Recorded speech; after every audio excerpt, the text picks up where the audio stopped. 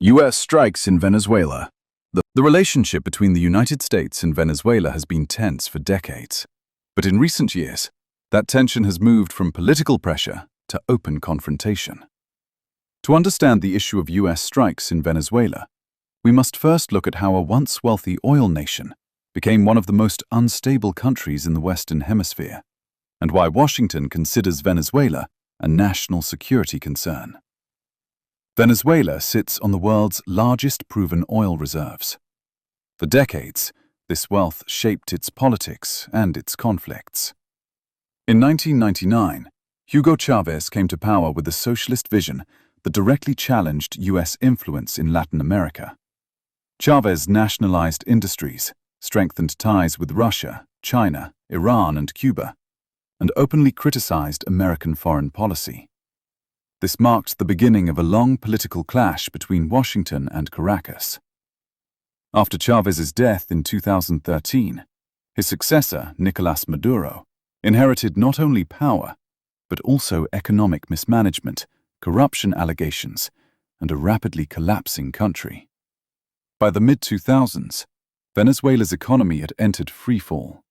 Hyperinflation destroyed savings, food and medicine became scarce, and millions of Venezuelans fled to neighboring countries. The United States accused the Maduro government of authoritarianism, election fraud, and severe human rights violations.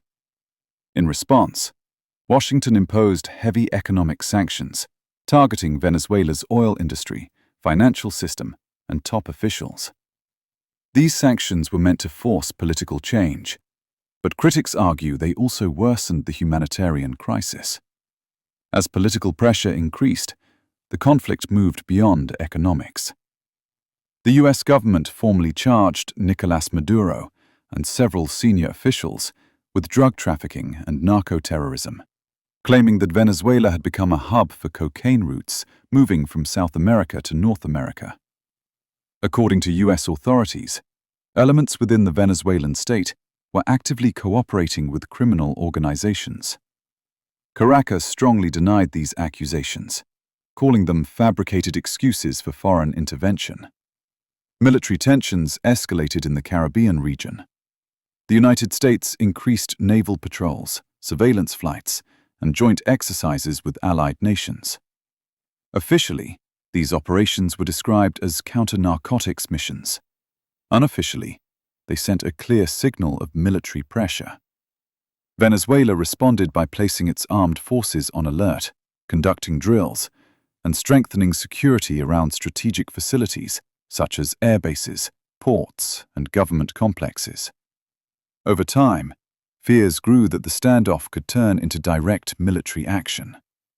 While the U.S. repeatedly stated it did not seek war, it also emphasized that all options were on the table.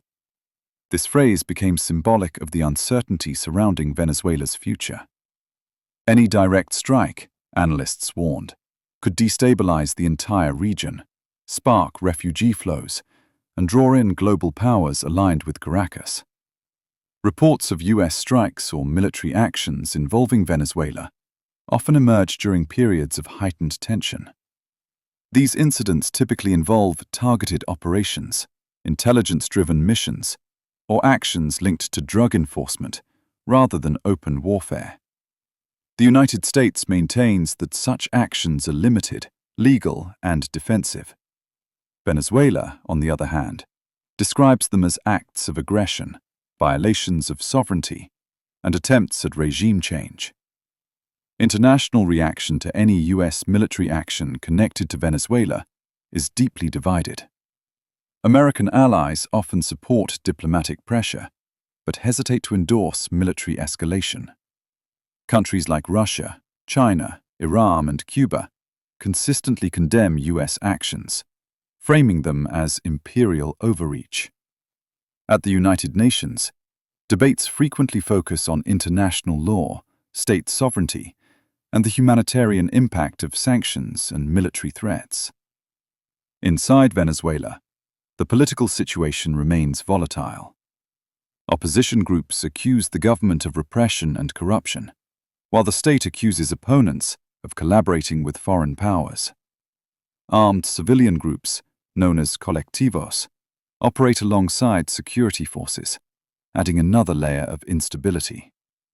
For ordinary Venezuelans, daily survival often overshadows geopolitics, as shortages, power outages, and economic uncertainty continue. The possibility of full-scale U.S. military strikes remains controversial and risky. Military experts argue that even limited strikes could provoke retaliation, internal chaos, or prolonged conflict. Venezuela's geography, urban density, and alliances make any intervention complex and unpredictable. This is why, despite years of tension, the conflict has largely remained in the realm of sanctions, covert pressure, and limited military signaling, rather than outright war. In the end, the story of U.S. strikes in Venezuela is not just about bombs or military operations. It is about power, ideology, resources, and influence in the modern world. It reflects a broader struggle between global powers, the limits of economic sanctions, and the devastating human cost of political collapse. As long as Venezuela remains unstable and international tensions persist, the risk of confrontation will continue to cast a shadow over the region. The future of Venezuela will depend not only on foreign pressure, but also on internal reform, political compromise, and international diplomacy. Whether the path forward leads to peace, recovery, or further conflict remains uncertain. What is clear is that Venezuela stands at the center of one of the most complex geopolitical struggles in the Americas today.